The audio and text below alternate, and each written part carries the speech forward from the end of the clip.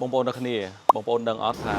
ការបិទហ្វៀមផ្លាស់ប្ដូរពណ៌រថយន្តឥឡូវនេះគឺខុសច្បាប់ដោយសារតែសមត្ថកិច្ចចរាចរណ៍ផ្លូវគោករបស់យើងចាប់ផ្ដើមរឹតបន្តឹងហើយបញ្ហានេះមិនមែនទើបតែខុសឥឡូវទេគឺខុសមកជាយូរហើយច្បាប់បានចែងមកយូរហើយថាការបិទផ្លាស់ប្ដូរពណ៌រថយន្តហ្នឹងគឺមិនស្របច្បាប់ទេបើសិនជាបងប្អូនទាំងអស់គ្នាបិទដោយគ្មានការអនុញ្ញាតតែឥឡូវនេះនៅ TJ Auto Work ដើម្បីជាការលើកទឹកចិត្តទៅដល់បងប្អូនទាំងអស់គ្នាដែលធ្លាប់បិទហ្វៀមពណ៌ផ្លាស់ប្ដូរពណ៌រថយន្តកាលពីមុនមកបកនៅ TJ Auto Work បងប្អូនទាំងអស់គ្នានឹងទទួលបានកាដូពិសេសពី TJ Auto Work គឺការថែមជូន UV